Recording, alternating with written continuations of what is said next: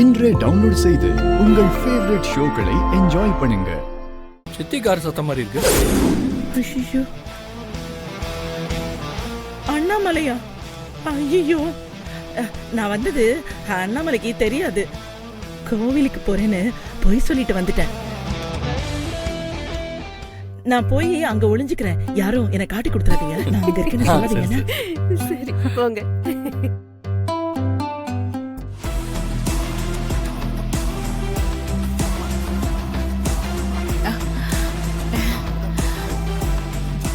வாமா அண்ணாமலை.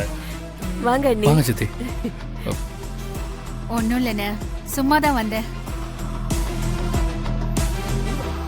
உங்களெல்லாம் வீடியோ கால்ல பார்த்ததுல இருந்து நீங்க எல்லாரும் சந்தோஷமா இருக்கிறத நேர்ல பார்க்கணும்னு தோணுச்சு. அதான் கிளம்பி வந்துட்டேன். அக்காவை கூப்பிட்டேன். அவங்க கோயிலுக்கு போறேன் வரலன்னு சொல்லிட்டாங்க.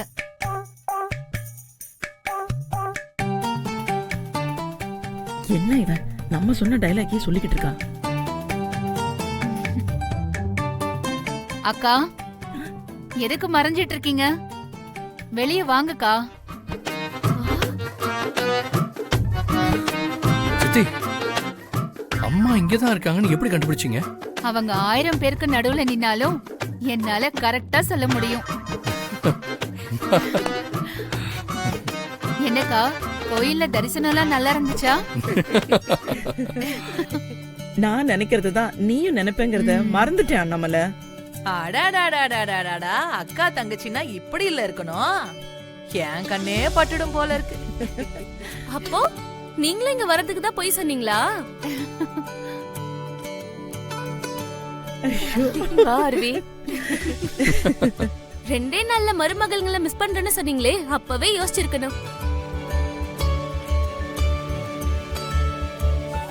பாத்தீங்களாங்க நம்ம பொண்ணுங்க மேல எவ்வளவு பாசம் வச்சிருக்காங்க இவங்க எல்லாரும்.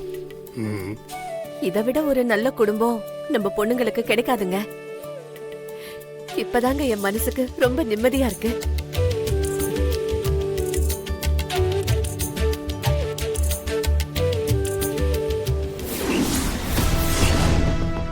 வருண் நேத்து நைட்டு எங்கேயாவது போனானா?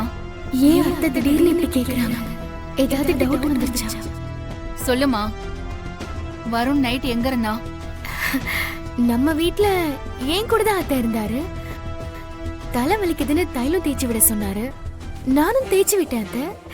அப்படியே தூங்கிட்டாரு. ஏன் அத்தை, என்னாச்சு? ஒன்னும் இல்லம்மா, சும்மாதான். நீ போய் வேலையை பாரு.